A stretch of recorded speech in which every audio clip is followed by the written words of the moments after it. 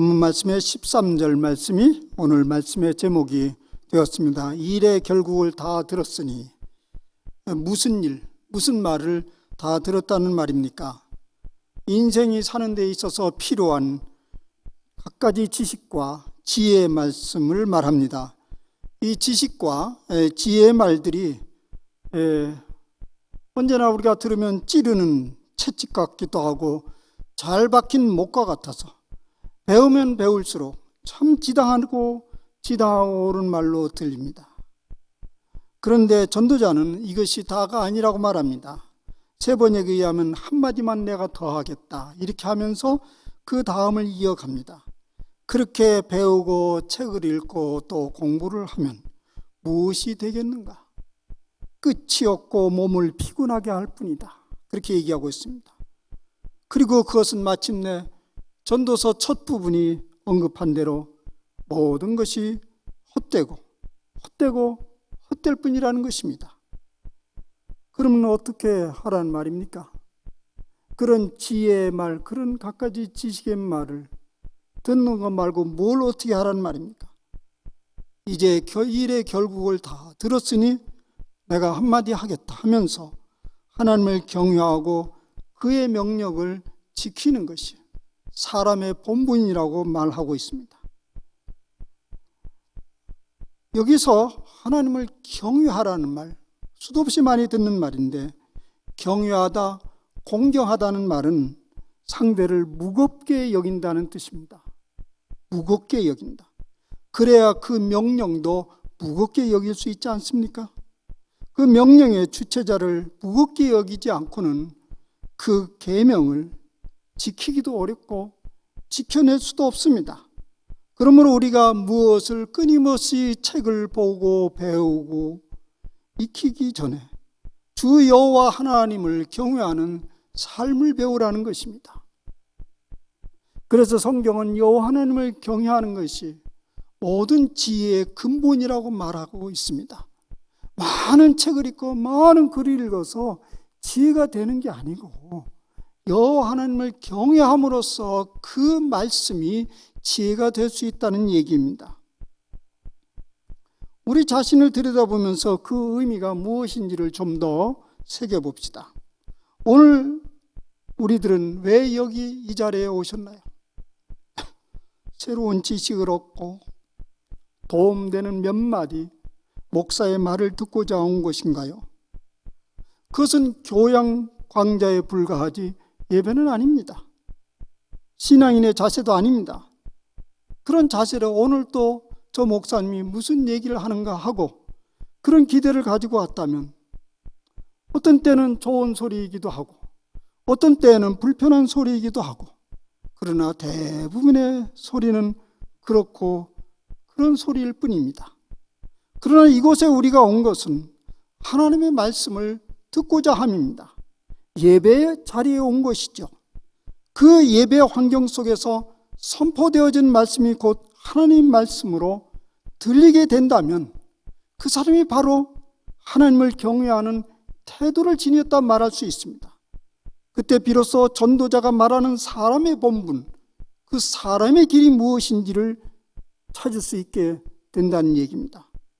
여기에 사람의 본분이라는 것은 단순히 윤리 도덕적 차원의 그런 정도를 말하는 것이 아닙니다. 누구를 따라야 하고 누구를 위해서 헌신을 해야 하느냐는 그런 삶의 태도를 말하는 것입니다. 그러므로 여호와 하나님을 경외함이라는 것은 따르며 사는 태도를 말하는 것입니다. 이제 우리가 매 순간 직면한 우리가 문제들이 많잖아요. 오늘 몇 가지 근원적인 문제를 다룰 건데, 그런 문제들을 어떻게 타결하는 것이 하나님을 경외하는 태도인지를 생각해 보고자 합니다.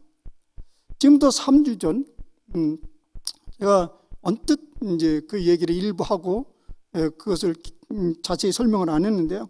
우리 인생들이 직면하는 세 가지 염려가 있었다고 했습니다.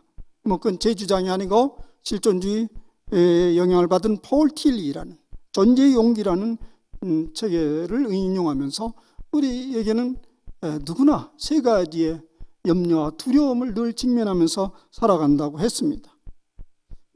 일부 기억하시는지 모르겠는데요. 오늘은 그 문제를 좀 더 자세히 다루고자 합니다. 우선 첫째, 모든 인생들은 죽을 운명에 대한 두려움과 염려를 가지고 살아가고 있습니다. 죽음으로써 그 많던 존재의 흔적들이 일시에 아무것도 아닌 비존재로 돌아가 버려는 그런 두려움이 우리에게 있습니다. 시편 기자는 생애의 발자취에 대한 고백이 이렇습니다. 주께서 사람을 티끌로 돌아가게 하시고 말씀하시기를 너희 인생들은 돌아가라 하셨사오니 주의 목전에는 천년이 지나간 어제 같으며 밤의 한순간 같을 뿐임이이다. 주께서 그들을 홍수처럼 쓸어 가시나이다. 한 사람이 70을 살았든 80, 90을 훌쩍 넘겼든 그 세월에 지나간 자체는 한밤의 경전과 같다는 얘기입니다. 그러니 죽음이라는 운명을 깊이 생각하면 우리의 삶 속에 늘 염려가 함께 공존하는 것을 경험하게 될 것입니다. 둘째, 우리의 염려는 삶의 허무성과 무의미성에 대한 염려입니다. 현대인들이 지향하는 가장 중요한 가치는 자기 실현입니다.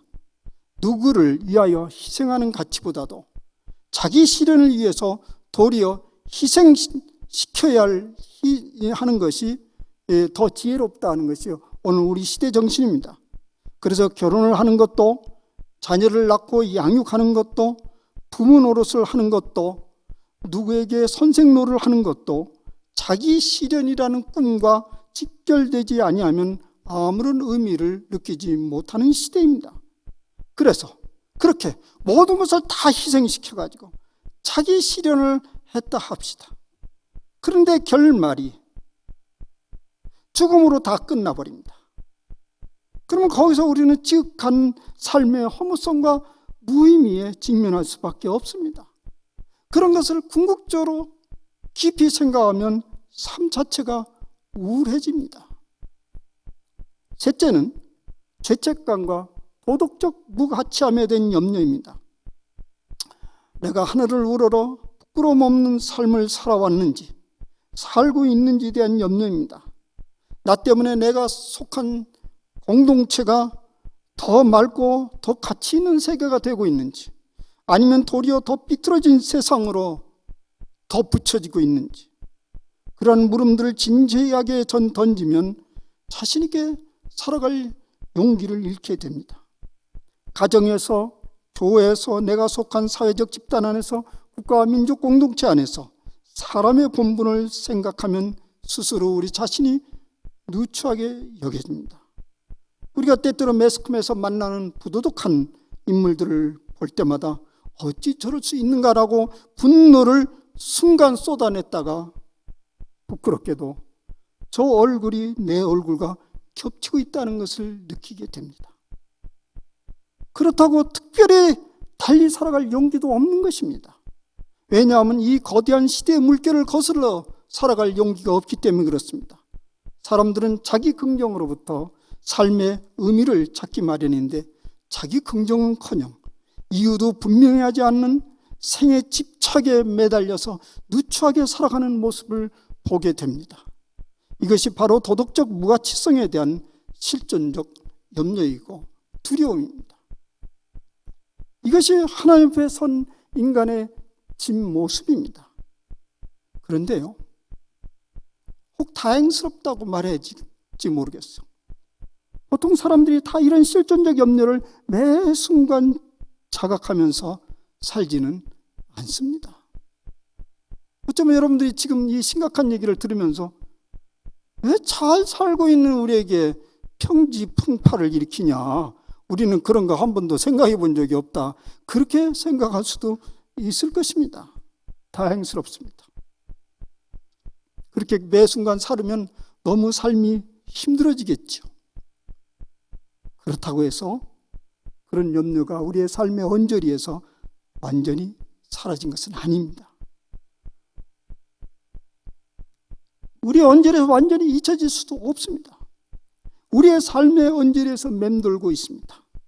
그것은 우리 존재 깊이에 뿌리 박혀 있는 속성이기 때문에 종종 불현듯 몰려옵니다.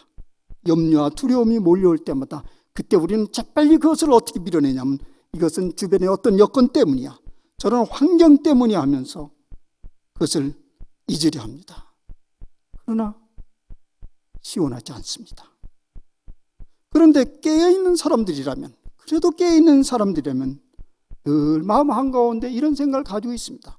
언젠가는 이 근본적인 문제에 한번 내가 부딪혀서 심각한 고민을 하면서 씨름을 해야지 하는 생각을 하긴 합니다. 그러나 대부분의 사람들은 그것도 생각일 뿐 밀어둘 때까지 밀어둡니다. 그리고 마침내 그때가 다가옵니다. 그런데 그때는 너무 늦었습니다. 그러니 때가 너무 늦지 않게 용기 있게 이 비존재의 위협에 맞서야 합니다. 그런 문제를 지금 이제 하나씩 생각해 보려 합니다.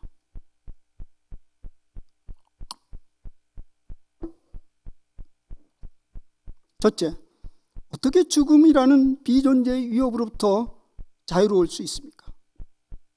우리의 존재가 결국은 영원히 비존재 속으로 사라지는 운명이라면 우리에게 주어진 이 짧은 생애의 기쁨을 맑고 깨끗하게 누릴 수가 없습니다. 혹 이런 사람이 있을까요? 나는 한 번도 그런 비관적인 상황을 생각해 보지도 않고 경험해 보지도 않았기 때문에 혹 나에게는 죽음이라는 운명이 피해갈지도 모른다. 사람들은 살아가면서 원하지 않지만 크고 작은 불행한 일들을 반복적으로 봅니다. 그러나 대부분의 사람들은 나도 저런 불운의 주인공이 될 것이라고 생각하는 사람은 그리 많지 않습니다. 닥치기 전까지는 나에게는 피해갈 운명이라고 희망해 봅니다. 그러나 죽음에 관한 한 절대로 그렇게 생각할 수도 없고 생각할 사람도 없을 것입니다. 시간 차이가 있을 뿐이지 오늘, 내일 혹은 모레 내가 그 죽음의 주인공이라는 생각을 떨칠 수는 없습니다. 크든지 작든지 그런 죽음에 대한 염려가 우리 존재 바탕에 깊게 깔려 있습니다. 그러니 피할 수 없는 것이라면 받아들여야 합니다. 그래야 오늘을 자유롭게 살아갈 수 있습니다. 문제는 어떻게 받아들이라는 말입니까? 두려운데, 받아들이기 쉽지 않아서 두려운데 받아들이라는 말은 이건 역설도 아니고 억설이 아닌가 생각이 듭니다. 그래도요, 우리가 하나 믿는 진리는 있습니다. 그것을 받아들일 때 비로소 새로운 길이, 새로운 진리가 나타난다는 사실입니다. 사도 바울의 경험을 들어보겠습니다. 그는 살면서 나는 날마다 죽느라 그렇게 살아가는 라고 고백했습니다. 난 날마다 죽는다. 늘 죽음에 직면하면서 사는 사람이라는 고백입니다. 어떻게 그렇게 해요? 어떻게 그렇게 받아들였단 말입니까? 답은 이것입니다. 이 모든 일에 우리를 사랑하시는 이로 말미암아 우리가 넉넉히 이기느니라. 내가 확신하노니 사망이나 생명이나 권세자들이나 천사들이나 현재일이나 장래일이나 능력이나 높음이나 깊음이나 다른 어떤 피조물이라도 우리를 우리 주 그리스도 예수 안에 있는 하나님의 사랑에서 끊을 수 없느니라. 우리가 반복적으로 듣고 좋아하는 말씀입니다. 이 말씀의 핵심은 사랑입니다. 사랑이란 끊어질 수 없는 관계를 말하는 것입니다. 우리를 존재케 하는 더 큰 존재에, 우리를 존재하게 하는 더 큰 존재의 실체가 사랑이란다면 우리의 존재의 기반은 매우 튼튼하다고 말할 수 있습니다. 나라는 존재는 매우 취약하여서 언제나 부서져 흙과 먼지로 돌아갈 수밖에 없습니다. 그렇게 우리 자신을 집중하면 집중할수록 우리는 늘 염려와 두려움 속에 벗어날 수 없습니다. 그것을 우리는 자기 몰두라고 합니다. 자기 머리, 늘 자기 자신에만 집중되어 있어서 그러면 늘 그 머릿속에 두려움과 염려에서 한순간도 벗어날 수 없습니다. 그건 어차피 부서져 흙과 먼지로 돌아갈 수밖에 없는 취약한 존재라는 것을 부인할 수 없기 때문에 그렇습니다. 그러나 우리를 존재하게 하시는 그 하나님의 사랑에 주목한다면 용기 있게 취약한 우리 인생을 있는 그대로 받아들일 수 있습니다. 지난 화요일 제가 몸이 불편해서 서울 아산병원에 갔던 일이 있습니다. 거기서 한 장면을 목격했습니다. 가족으로 그 병원 그 문 밖에서 가족으로 보이는 서너 분이 서로 엉켜 붙어서 막 울부짖고 있는 것이었습니다. 들려오는 소리는 이렇습니다. 내가 무슨 죄를 지었기에 이런 일이 벌어지는가 하면서 말입니다. 무엇인지 알 수 없지만은 불치병에 해당하는 질병 진단을 받은 듯 합니다. 왜 하필 내가 그렇게 죽을 죄를 지었다는 말인가? 그 부르짖음이 너무 처절해서 보는 이로 하여금 가슴을 아프게 했습니다. 그의 부르짖음은 죽음 앞에 선 두려움, 자신의 도덕적 무가치함에 대한 절망적인 부르짖음이었습니다. 그 순간 저는 마음속으로 생각했습니다. 왜 저 사람이 그런 질병에 걸렸겠는가? 왜 그 사람만이 그런 질병에 걸렸겠는가? 만약 그 사람이 잘못 살았다면 그 사람만큼 잘못 산 사람이 그 사람뿐이겠는가? 인생이 본래 그러한 존재가 아닌가? 그러면 어떻게 하라는 말인가? 주저앉아서 그렇게 절망만 해야 하나요? 잠시 저는 진료의 시간을 기다리면서 잠시 묵상 가운데 있었습니다. 그 사람의 처절한 모습이 제 내리에서 떠나지를 않았습니다. 그 처절한 모습 가운데 계신 하나님을 상상하며 머물러 봤습니다. 하나님은 그를 무심히 바라보셨을까요? 제가 믿는 하나님은 그렇지를 않았습니다. 절망하는 그 존재를 물끄러미 바라보는 하나님의 심정은 동일하게 아픔이었습니다. 전지전능하시지만 할 수 있는 일이 그것밖에 없는 하나님이 우리가 믿는 하나님이십니다. 그러나 분명한 것은 그것은 하나님의 절망이 아니고 하나님의 인생을 불쌍히 여기시는 변할 수 없는 사랑의 표현이었습니다. 그 모습을 우리가 반복적으로 응시하고 그런 하나님과 교제하면서 우리는 스스로 조금씩 우리의 죽을 수밖에 없는 취약한 모습을 있는 그대로 받아들이게 됩니다. 그리고 무능하고 취약한 존재 너머에 다가오는 새로운 생명에 대한 기대를 하게 됩니다. 받아들임이 없이 그 기대는 진실로 그 기대는 일어날 수가 없습니다. 이것은 이제 제가 최근에 읽은 융의 자서전에서 나온 이야기인데요. 죽음에 관해서 그는 이런 부분, 죽음의 얘기를 길게 쓰고 있는데 이런 얘기를 하고 있습니다. 죽음, 그것은 우리의 무의식은 시간 공간이라는 상대성에 의존한 의식의 세상을 넘어 더 나은 정보원을 가지고 있는 무의식의 세계로 들어가는 그 죽음에 대해서 희열을 느낀다. 왜냐하면 죽음 뒤에서 벌어진 위대한 하나님의 위대한 신의 본성에 참여하는 일을 생각하기 때문이다. 그는 이렇게 죽음을 무의식의 세계로 표현하고 있습니다. 우리의 의식의 세계는 매우 유한한 한계성을 지니고 있는데, 그리고 그 정보도 자원도 매우 한계성이 있는데, 그 무의식이라는 죽음의 세계, 무한한 정보의 세계에 들어가면서 새로운 세계가 열릴 것이라는 희열 가운데 나는 죽음을 생각하면 희열을 느낀다고 말했습니다. 그것은 그 위대한 하나님의 신성에 참여하는 순간이 되기 때문이라고 말합니다. 어떻게 우리가 이 신성에, 위대한 그 무한한 신성에 참여하리라는 기대를 할 수 있습니까? 그리스도 예수를 통한 하나님의 사랑이 끈이 취약한 우리의 존재의 뿌리를 굳게 붙들고 있기 때문에 그렇습니다. 그러면 현 존재의 그 한계성을 그대로 받아들이게 됩니다. 그리고 죽음을, 그 운명을 받아들일 용기를 얻게 되고요. 그 다음 새로운 생명에 대한 기대와 또 주어진 생명을 풍성하게 누릴 수 있다는 것이 바로 이 의미입니다. 두 번째는 결국 죽음으로 모든 것이 허무와 무의미로 끝나는데, 오늘 내가 무엇을 하든 무슨 의미가 있겠는가라는 그런 염려입니다. 결국 죽으면 다 끝나는데, 만약에 그런 염려와 두려움을 의도적으로 피해 간다면, 그런 사람이 있어요. 의도적으로 피해 가려고 그래요. 그런 사람일수록 가만히 보면 순간순간은 매우 감각적인 평안함에 자기를 내맡깁니다. 매우 감각적인, 할 수 있는 많지, 어려운 일, 할 수 없는 일, 머리 아픈 일, 귀찮은 일 다 접어두고 그냥 편안한 감각적인 안락함에 자기를 자꾸 몰아넣습니다. 그러한 삶에 길들여지면 서서히 존재의 허무함과 무의미함으로 깊게 빠져들기 시작합니다. 그러나 성경은 이렇게 말합니다.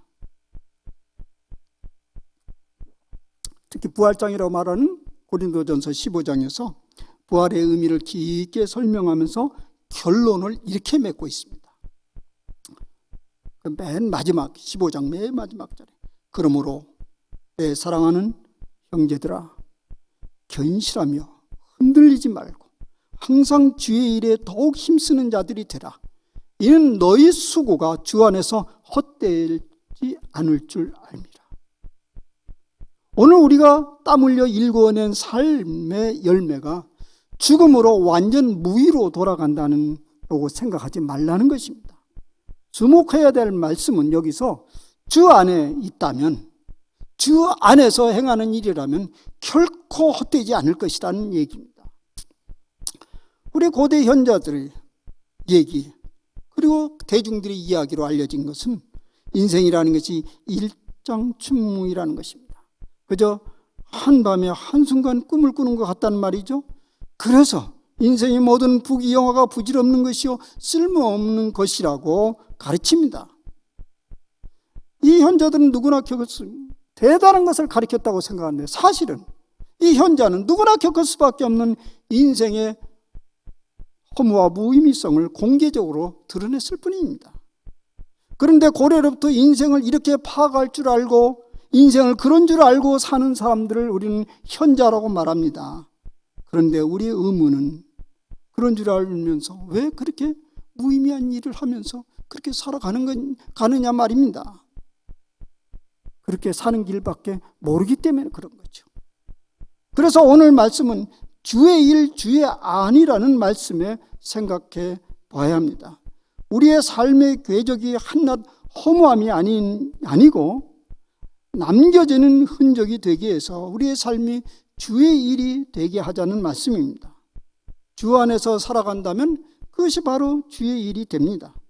그러한 삶은 죽음 위에도 그 삶의 궤적은 영원으로 이어져 갑니다. 그리고 우리는 다음 생애로 넘어갈 때 빈손으로 가지 아니하고 그동안 살았던 삶의 흔적을 가지고 가게 됩니다. 특히 하나님 나라, 우리 교회에서 많이 얘기하고는 하나님 나라의 신학에 비춰보면 그것은 매우 명백합니다. 예수님께서 하나님 나라를 이곳에 끌고 오셨습니다. 그리고 그의 제자들과 그 위에 따라오는 주님의 제자들, 그리고 그리스도인들이 이 하나님 나라의 일을 계속 계승해 가고 있습니다. 이렇게 해서 하나님 나라가 날마다 확장되고 온전하게 되어지고 하는 것을 우리가 믿는다면 우리의 인생이, 우리의 수고가 차곡차곡 쌓여져 가는 것입니다. 헛된 것이 아닙니다. 제가 미국에서 공부한 이제 석사와 박사 졸업할 때 조금 우연의 일치인지 모르겠는데요. 묘하게도 석사 때는 100주년 기념 졸업식이었고요. 박사 때는 150주년 기념 졸업식이었습니다. 그래서 학교 그때마다 굉장히 축제를 하면서 아주 감회가 있는 졸업식을 했습니다. 긴 역사가 흐른 졸업식장이었습니다. 그때 저는 문득 이런 생각을 해봤습니다. 지난 100년 동안, 150년 동안 그 인물들은 다 어디 가서 뭘 하고 있는가? 그분 중에 그 식장에 남아있는 사람 아무도 없습니다. 100년 전의 인물, 150년 전의 인물 아무도 없습니다. 그래서 우리의 시조가락처럼 산천은 의고하되 인걸은 간대없네 하면서 인생은 참 허무하고 무의미하구나 그렇게 노래해야 할까요? 그렇게 느끼지는 않았습니다. 그분들은 이 시장에 단 한 사람도 없지만 그분들이 남겨놓은 발자취가, 그분들의 수고가 오늘 나에게 이어졌고 또 우리들은 다음을 이어가는 사람으로 부름을 받고 있다는 감격이 있었습니다. 우리의 삶이 그들의 삶의 흔적이라는 생각이 들었습니다. 그리고 저 고색 찬란한 돌벽들 하나하나가 그분들의 얼굴처럼 느껴졌습니다. 하나님도 그 궤적을 보시고 계시고, 그리고 그들은 마침내 그 많은 인물들은 모든 삶의 수고들을 가슴에 안고 하나님 앞에 설 것이라는 생각을 해보았습니다.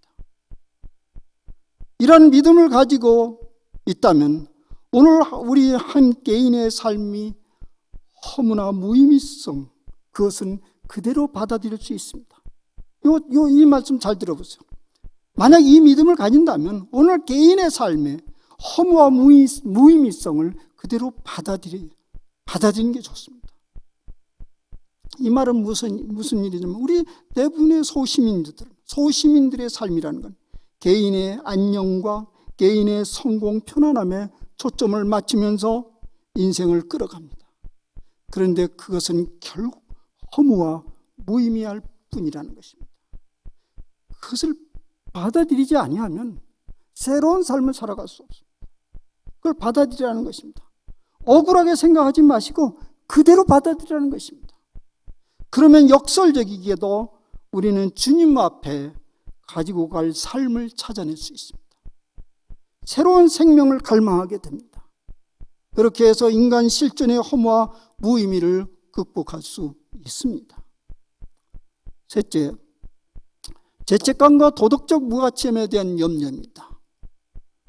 우리는 본능적으로 사람의 본분을 따라 올곧은 삶을 살고자 하는 열망이 우리 심령 깊은 곳에 자리 잡고 있습니다. 누구나 다 살고 싶은 열망이 우리 속에 있어요. 그렇기에 우리는 실제적으로 그렇게 살지 못함에 대해서 좌절하지요. 그런 생각이 없다면 잘못 산 것에 대한 두려움이나 좌절도 없습니다. 그런데 우리가 그렇게 살고 싶은데 살지 못한 것에 대해서 받아들이지 않고 오히려 그것을 세상이 그렇게 해서, 세상이 나를 그렇게 살지 못하기 때문에 그렇게 한다라고 그걸 밀어냅니다. 사실 우리가 매우 미시적인 인류 평화, 세계 정의를 고만 누구라도 매우 미시적인 일상적인 삶에서도 도덕적 무기력함을 자주 경험합니다. 부모는 자식을 향하여, 자식된 사람들은 부모님들을 향하여 깊은 죄책감이 있습니다. 더욱이 이 시즌만 되면 생각만 하면 마음이 저미는 일이 적지 않습니다. 더욱이 세상에 더 이상 안 계시기에 달리 해볼 수 없는 자식들의 도덕적 좌절감과 상실감은 때로 처절합니다. 왜 내가 그때 그 정도밖에 못했는가? 이제 다시 기회가 주어진다면. 그러나 누구의 말대로 인생은 연습이라는 것이 없지요. 지나간 일입니다. 그러면 어떻게 해야 합니까? 모르는 체 하면 될까요? 그냥 지나가지질 않는데요. 먼저 나의 죄책감과 도덕적 무기력함을 받아들여야 됩니다. 이제 와서 다시 어떻게 할 수 없으니 받아들여야 한다는 말입니다. 그리고 나서 깨달아야 될 것이 있습니다. 무기력한 우리의 도덕성은 더 큰 예수 그리스도의 의와 깊게 연결되었다는 믿음을 가져야 됩니다. 어떤 불의도 삼켜버릴 수 있는 그 큰 의의 근원에 우리의 존재가 깊게 뿌리를 박았다는 것입니다. 그것이 바로 그리스도인입니다. 그리스도인이 그냥 가벼운 그리스도인이 아니에요. 근본적으로 이 뿌리가 다르다는 것을 말해주는 것입니다. 그 원리를 깨닫고 찾아낸 사람이 사도 바울이지 않습니까? 그는 어떻게 그렇게 살아낼 수 있냐? 당신의 그 무의미성과 도덕적 무기력함, 결점, 그것을 어떻게 다 끌어안고 그런 일을 할 수 있느냐? 그 이유에 대해서 그는 말합니다. 오직 의인은 믿음으로 살리라.